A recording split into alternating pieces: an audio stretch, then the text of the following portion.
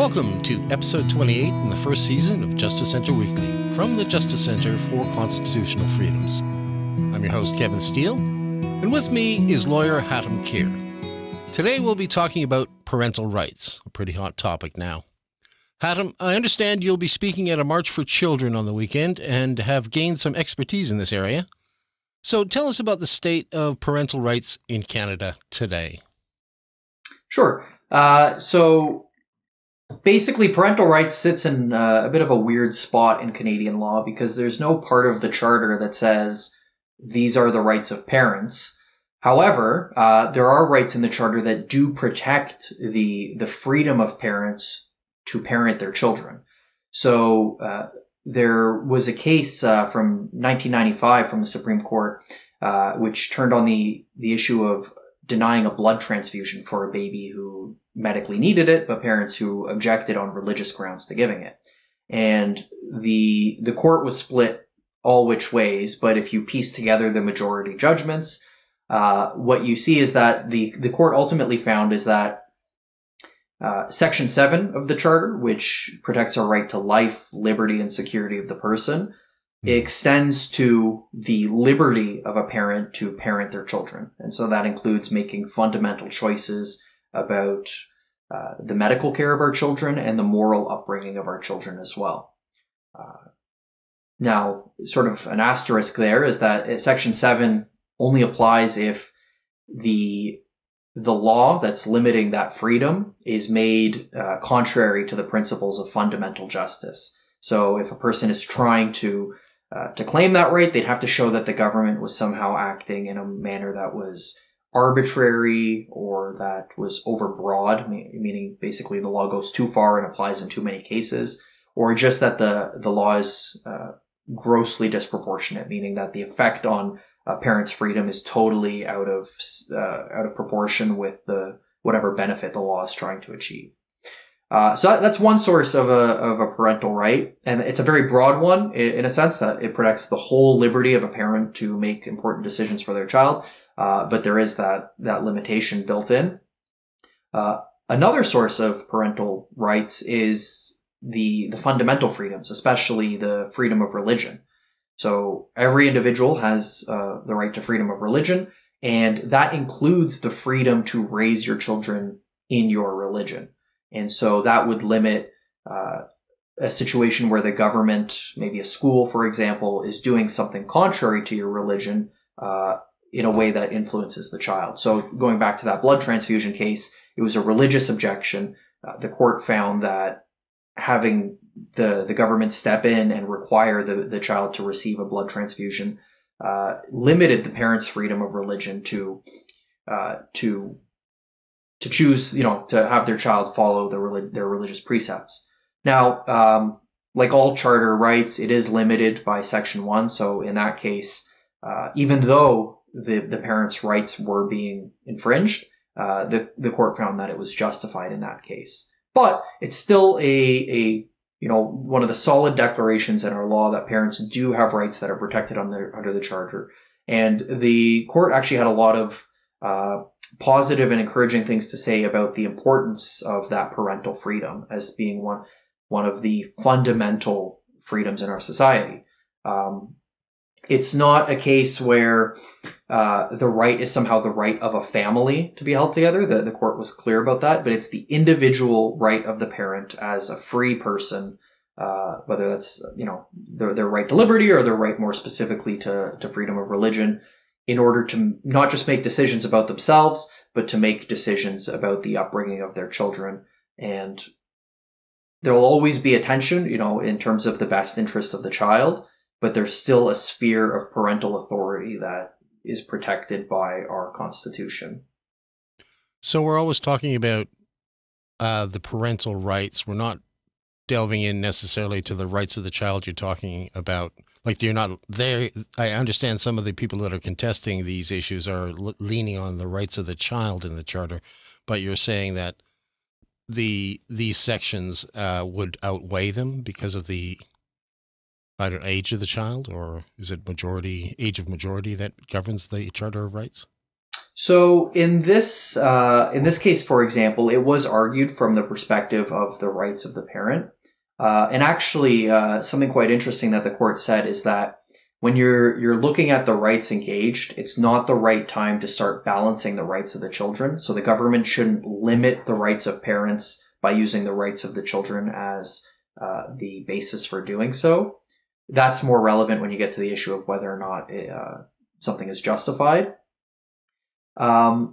But what wasn't argued in that case, and I think we'll have to just see as this comes up in cases in the future potentially, but a place for growth of this is that the rights of the child, they also include the right to a parent, arguably.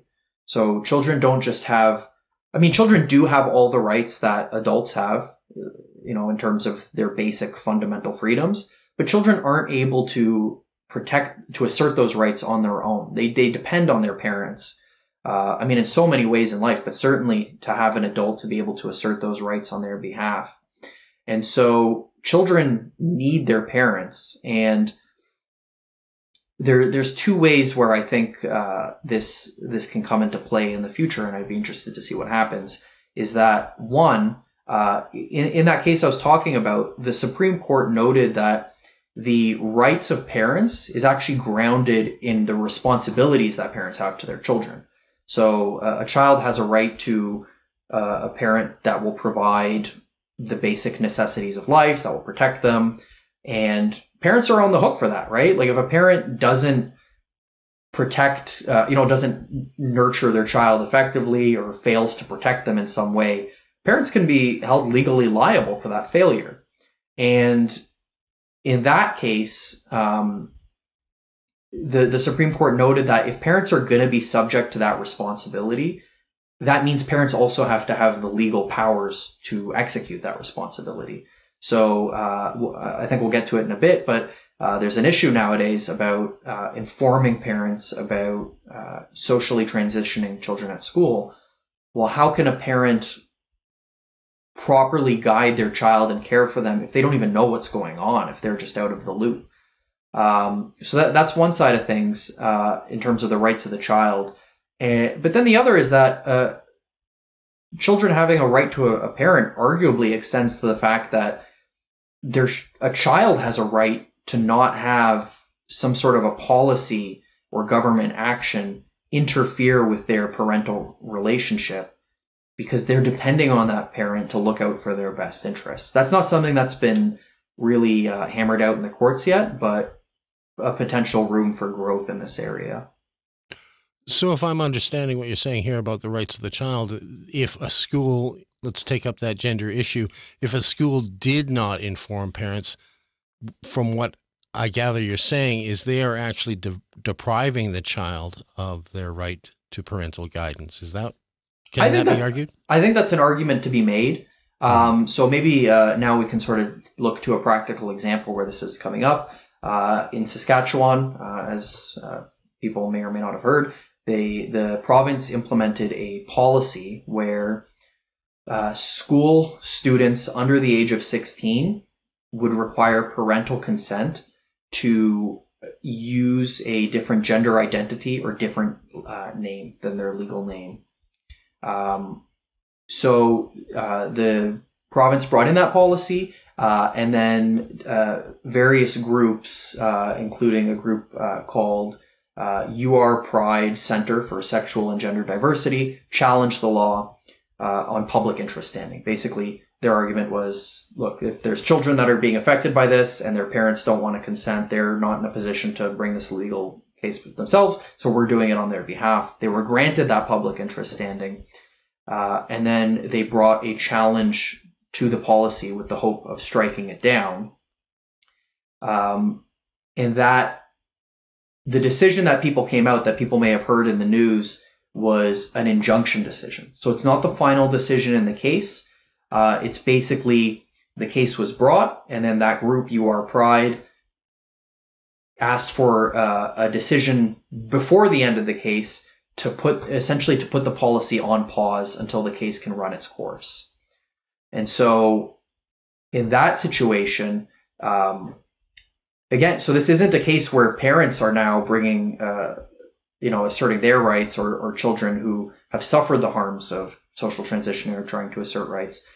This is now a claim from the perspective of children who would like to socially transition, who have parents that wouldn't support them in that decision, and who are now being affected by the policy.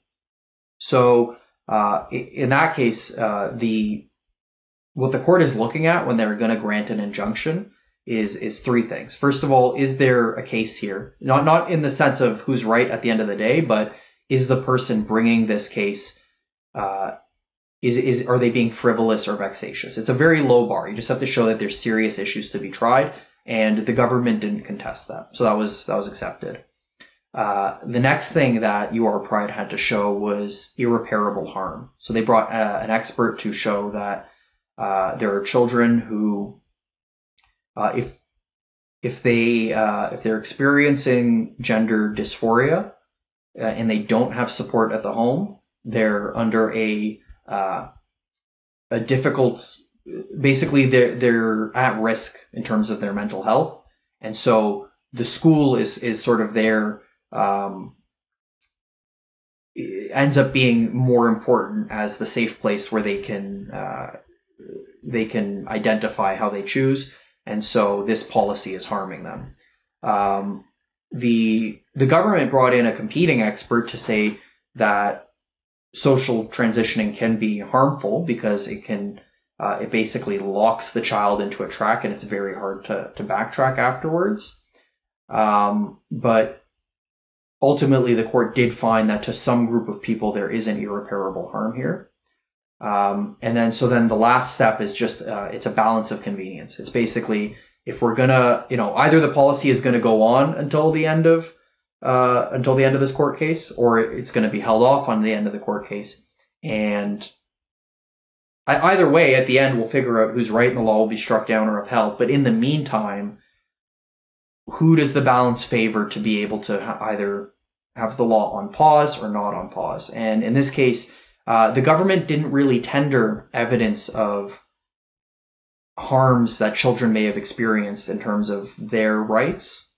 So in terms of the balance of the convenience, the applicants, UR Pride, had showed that there are children who are being harmed by the policy, but the government failed to bring evidence to show that there could be children who are harmed the other way, and so the balance of convenience should go one way or the other.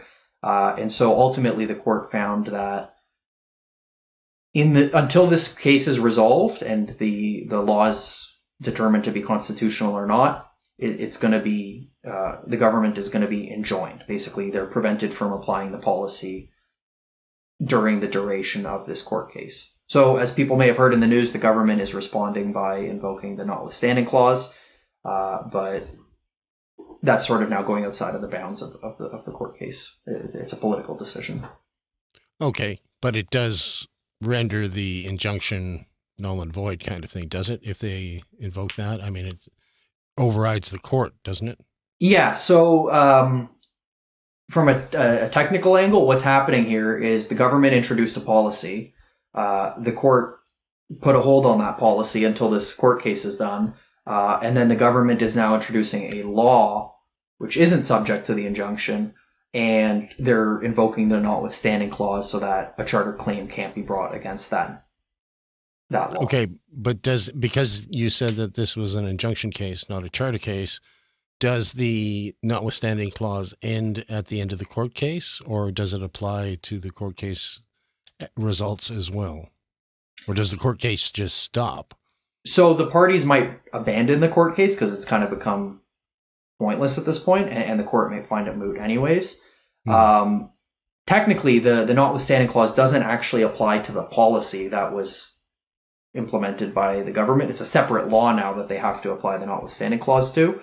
But it's going to achieve the same effect, so the court case is rendered, arguably it's rendered moot now.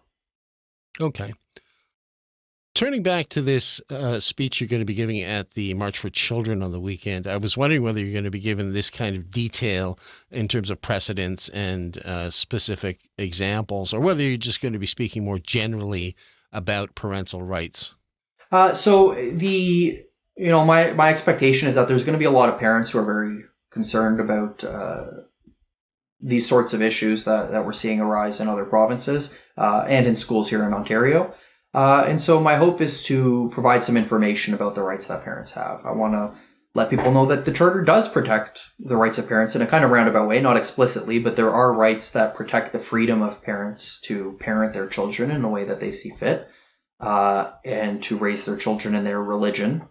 But also because one thing I want to hopefully let people know is that the court is the last place you want to fight this battle, because you get to court after your rights have been infringed, and then court is lengthy, expensive, and uncertain.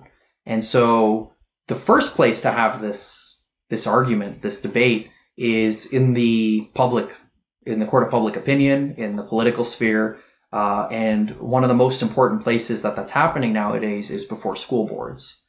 And so my hope is to give some parents a bit of information and guidance on how they can assert their right to freedom of expression at school boards. So what we've seen in cases that the Justice Centre has funded, for example, Carolyn Berjowski, who was silenced from speaking at a school board, just trying to raise an issue about inappropriate books, or relatedly, Trustee Ramsey, who was sanctioned by his colleagues for raising a concern about how Ms. Berjowski was silenced and continuing to raise that concern.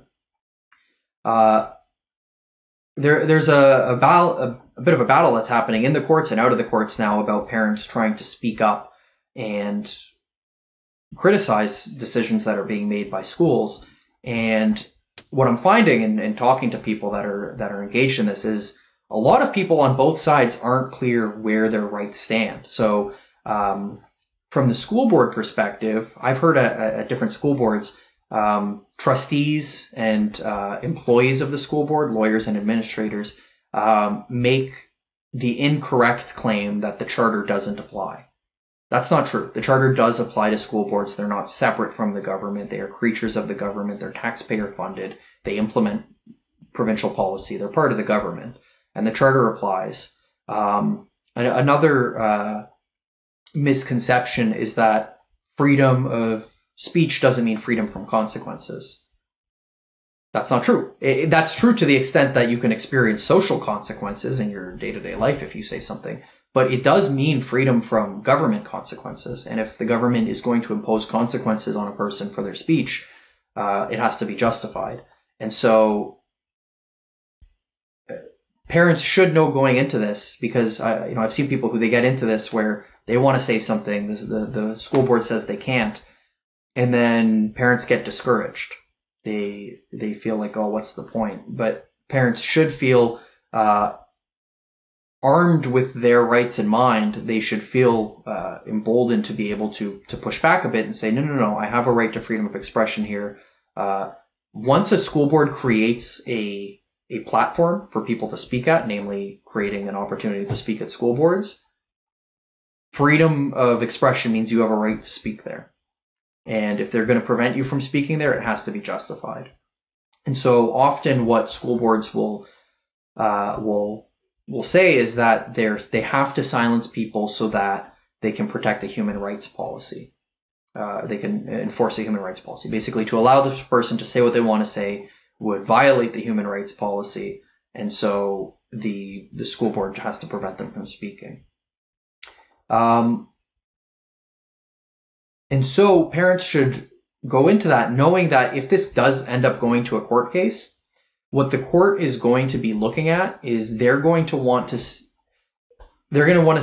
first, was someone's right limited, their right to freedom of expression, which if a person's being silenced, it is.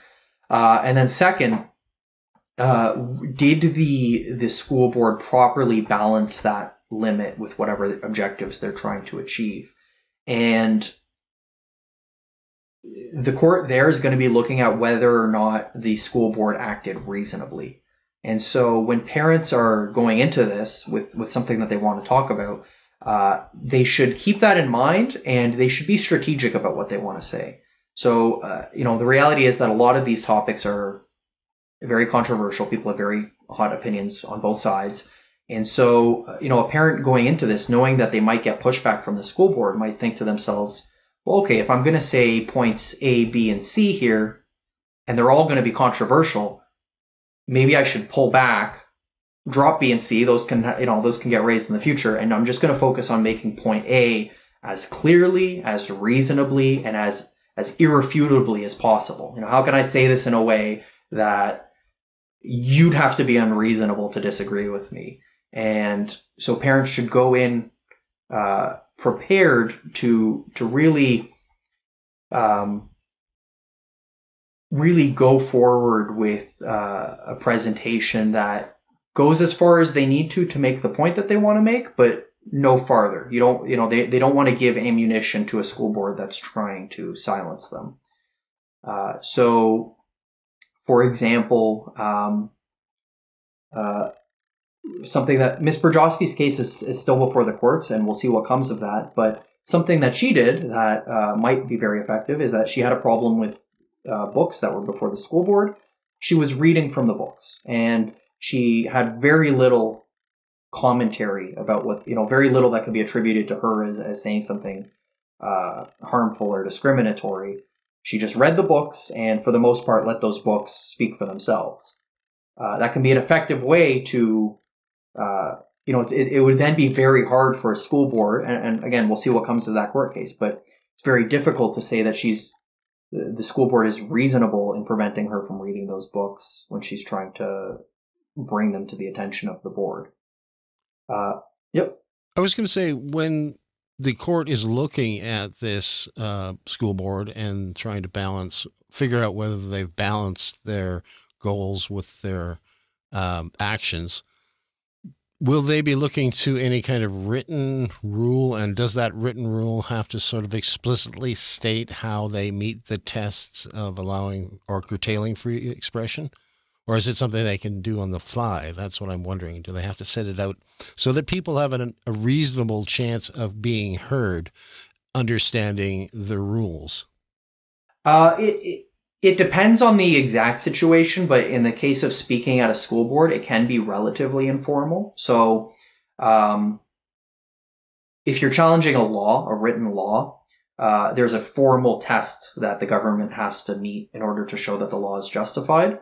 But in the case where it's a decision that's being made, an application of a policy or a law, so for example, in the case of people speaking at school boards, maybe an application of a human rights policy, there's a case called Doré, where basically the court said that it's just a balancing. The court has to, the decision maker, so in this case a school board, has to recognize the limitation on a person's right, and then has to consider the objectives of what they're trying to achieve. So that's going to be the objectives of the Education Act. It's going to be the objectives of a human rights policy, for example, and then has to weigh those against the limitation on someone's right. But the way that balancing is going to look is going to be dependent on the context. So, for example, if a person's just at a school board meeting and the board is making an on-the-spot decision to end that person's presentation, arguably the school board is required to provide reasons for what they're doing, to explain why they're now silencing the person.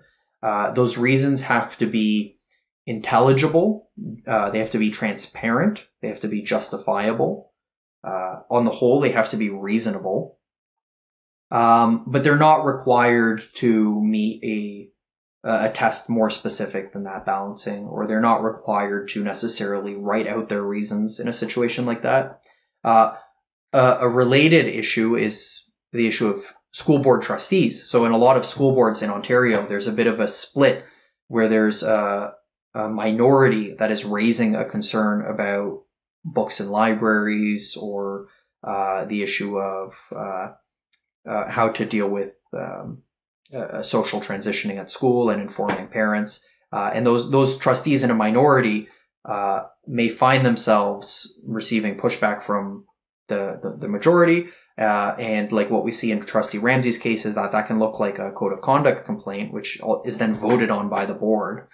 But arguably, the board in that situation has to provide written reasons, and those written reasons have to do all the things I talked about. They have to be intelligible, they have to be justifiable and transparent, and they have to actually explain to the person on the receiving end why the decision was made and how that balancing with their charter rights is being achieved. Just to clarify then, we're not talking about them explaining it at the meeting. We're talking about them explaining it in writing afterwards. Is that, just to be clear? Yes, and that's probably more likely in a situation where a trustee is on the receiving end of a code of conduct complaint because it is a formal procedure, versus ending someone's presentation at a meeting. It's going to be an on-the-fly decision. It's going to be, especially if it's happening at the meeting itself as opposed to beforehand. It's going to be on the fly. People are going to be giving their reasons off the top of their head, and the court's going to take that into account. But it doesn't mean they're not being held to a standard. At the end of the day, they always have to use their authority reasonably, and they have to balance people's charter rights, and the court is going to hold them to that standard. But what that looks like is going to, the court is going to take into account the situation that they're making this decision on the spot and giving their reasons orally. Okay. We had discussed basically the right of expression to speak. One thing that's come up recently in a case in BC that's just been filed by the Justice Centre was the right to hear. And this had to do with school boards using the mute button, cutting things off. And so you don't really have a chance to make a decision as to whether it was reasonable or not. And because they've disallowed any other recordings, you can't make a judgment outside of what they have provided. Now, in freedom of expression, it includes the right to hear, I understand. And how would the court view that? Or I'm guessing. So in a situation like that, freedom of expression it protects the right of speakers, but it also protects the right of listeners to receive information.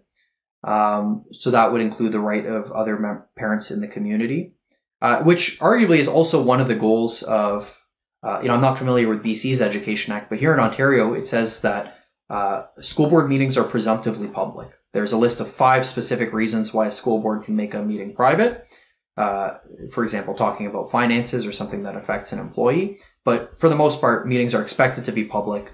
And one of the things that school boards, as decision makers in this context, have to grapple with is not just the explicit charter rights that are written in our Constitution, but that case Doré says that they have to consider charter values. So there's broader values that underlie the rights of our charter. And one of those, arguably, is democracy. And school boards are an expression of that democratic value. And so there's also something undemocratic about silencing someone and preventing them from being heard.